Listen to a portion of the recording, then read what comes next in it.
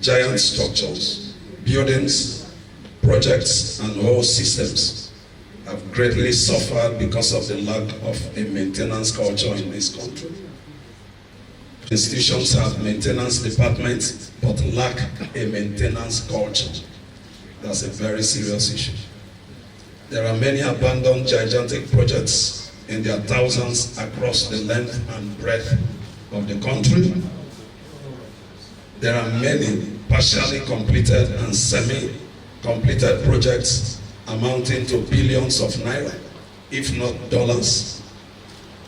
There are also many yet to be started projects paid for up front with taxpayers' money with nothing to show. There are several buildings and structures collapsing in several states of the country to the utter embarrassment of many well-meaning professionals in the country. All the above tales of woe are simply the albatross hanging on the neck of any society or client where maintenance culture is rubbished, whether advertently or inadvertently. Before now, no ministry, department, agency of government or any other group have taken the bull by the horn to come up with a roadmap on maintenance culture for the whole country. This is very, very instructive. The private sector also seems to be carrying out solo efforts in that regard up till now. So the Institute for the Promotion of Maintenance Culture, as an independent professional body, have therefore come to help galvanize the public and private sectors in Nigeria towards one goal. That goal is the enshrinement and sustenance of maintenance culture in Nigeria, and by extension to become the beacon of hope for the rest of Africa. Your Excellencies, distinguished ladies and gentlemen, this is a clarion call for all of us to join our hands and come build this professional institute as the bedrock of maintenance culture in Nigeria, and by extension, the rest of Africa. This is also a call for us to come give the Institute all the necessary support in terms of partnership, publicity, consultancy services, training, co-development, and most importantly, a wide membership registration from all industries, and available to be part of the various boards of organizations to offer advisory consultancy. Now, this is our chance. This is our time. And this is the dawn of a new era.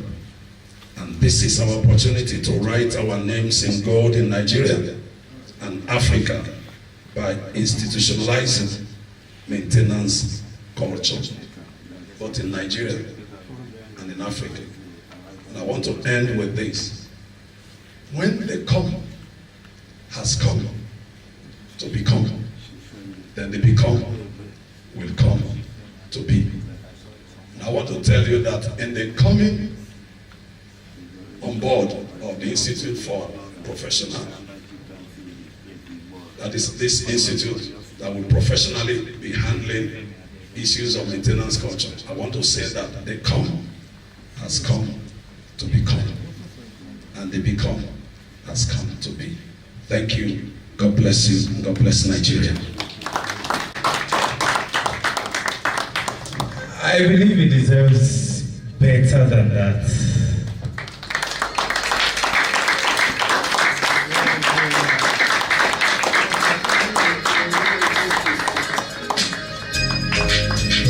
When a minister like me is talking to you, you can make noise because the portfolio is different.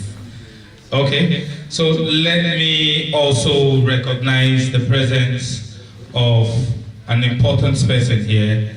He is a chief in Inaugural, Oyo State. It's an institute that wants to make sure that you don't fail in maintaining the culture. be it anything. Like I said, the first time I had him on my program, that was Jolly with Tushby and Governor. I said, sir, is it that everything in this life is what we manage? He said, yes. Is it everything that we have to apply management culture? He said, yes. I can't imagine. Even the money in my pocket needs to be managed. He said, yes. So, speaking on this, the vision of this wide scope and scheme is going to be no one else but Dr. Peter Oyeleye. Please put your hands together for him. You're welcome, sir.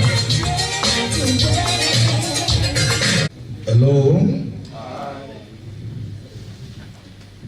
I perfectly and profoundly recognize all our people here, especially starting from the chairman of this occasion and all the people who we have invited and they are here.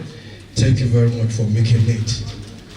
Now, when we talk about the Institute for Promotion of Maintenance Culture, I think it's something that is long overdue. But we thank God that some professionals have deemed it fit not to just say it is long overdue, but to ensure that we start the race. We started about 1 year ago. I want you to turn your materials, the program, to page 5, because we have our mission and our vision there. I will read it to you, although you have it, so that is what I'm talking on. I'm not actually presenting a paper, but I'm just telling us what our vision, what our mission, and what our vision are. But before I start reading, I want to quickly share this with us. And I don't know the approach you will adopt, but you must key into this. If you go to our police stations, you see cars that have been abandoned, accidented cars and the rest of them. Something needs to be done. If you go to any school in our country, especially government schools, universities, polytechnics, okay, you always want to weep. And I remember when I got admission to do a master's program in public relations at the University of Nigeria in Nsukka. As I got to the hostel, I couldn't get the hostel in the PG school.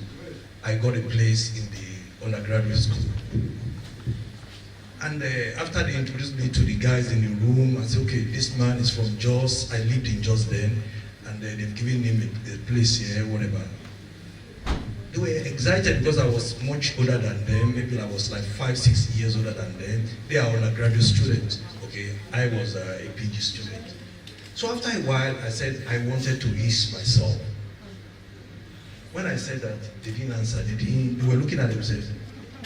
I said, please, can you show me the toilet? I want to ease myself. They didn't say anything again. They were looking at it. Later, they started laughing.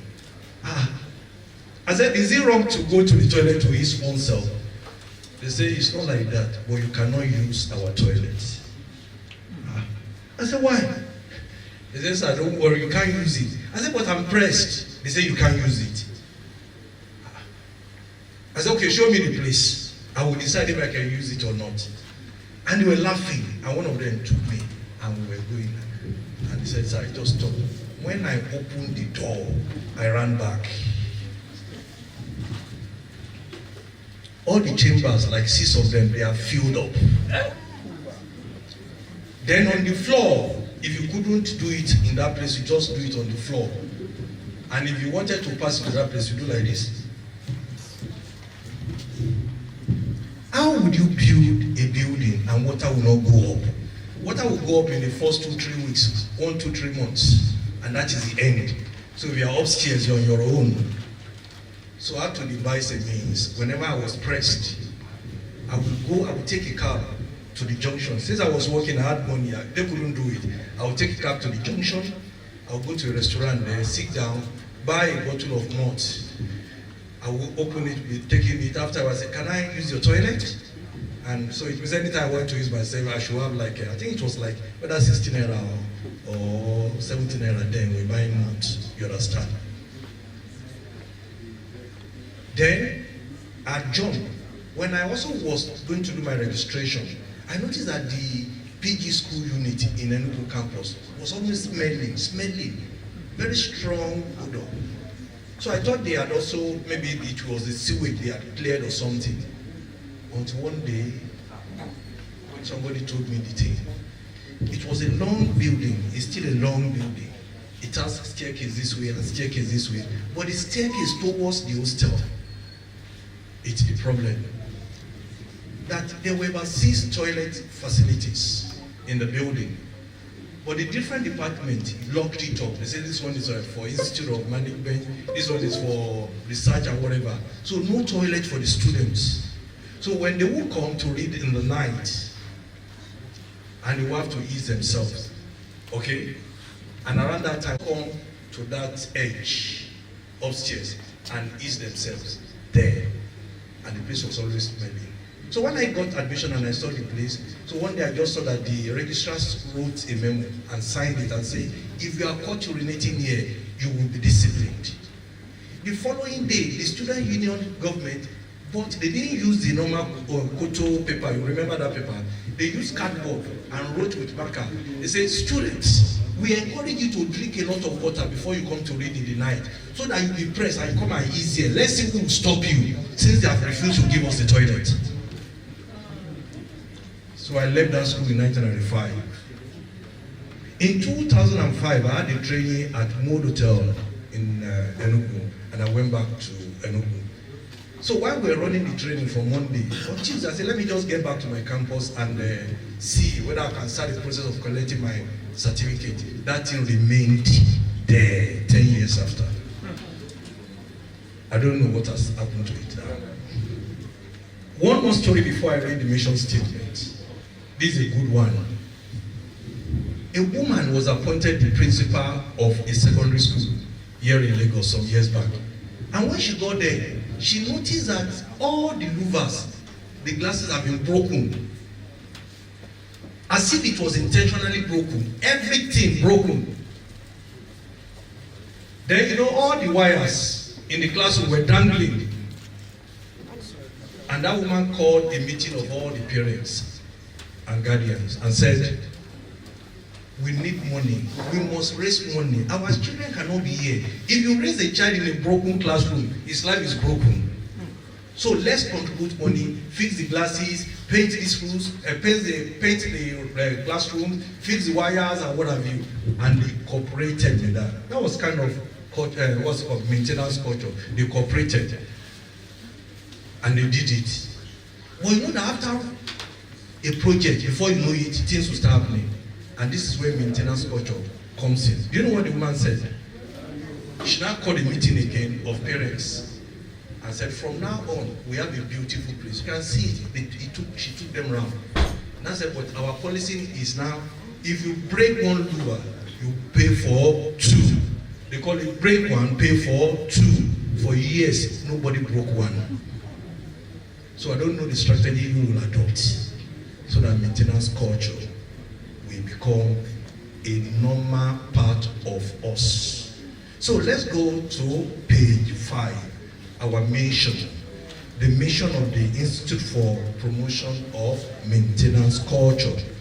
To serve society by promoting attitudinal change that fosters the recognition of the strategic importance of maintenance and continuous improvement of infrastructure through collaboration and innovation.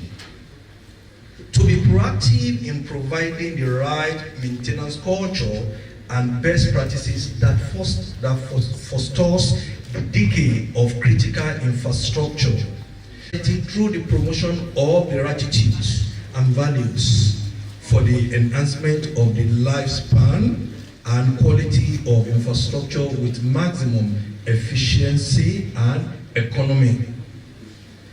The promotion of excellent maintenance culture to address the management and control of resources with maximum efficiency and professionalism to enhance and achieve infrastructure integrity, to inspire, inculcate, and promote the culture of maintenance in order to forestall infrastructure short lifespan and decay, to promote and accelerate Nigeria's transition to sustainable maintenance culture.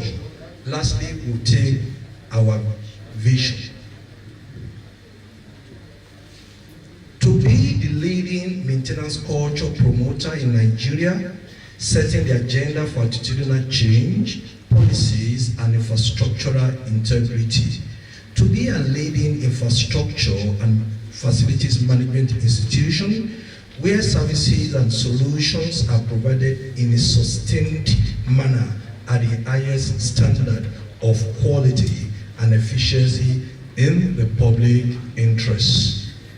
I will appeal to our leaders in the institute that maybe someday when we gather again, there is a man who will recognize, even though he's late now, post-mortem, we will recognize him. And his name is late Professor Jelili Omotola. He was the Vice Chancellor of the University of Lagos at the time. Can you put your hands together for him? I will just tell you one thing that he did. When he got his letter of appointment, he flew from Lagos to Abuja.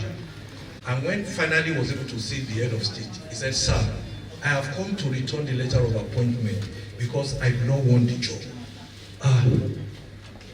General Abacha said, do you know the number of people falling over themselves to have this? He said, "Sir, I know, but I do not want it." The head of state said, "Okay, what is the problem? You should tell me the reason." He said, "The reason is that the students will kill me." He said, "What did you do to them?" He said, "Because there is no water in Unilag. Students will kill me." He said, "No water." I said, "Sir, there is no story building in Unilag that has water in the first floor. The only thing you are likely to have is on the ground floor. And even that ground floor, it won't come into your room. It won't come into your toilet. You must go fetch it." Say, "So I cannot preside over that kind of school." The man said, "Is that all? Is it water?" Okay. He called the minister responsible for whatever and said, "Follow him, two of you decide the number of boreholes that will take care of Unilag." And they did that. And water started flowing everywhere in Unilag during the reign of late Professor Jelili Omotola.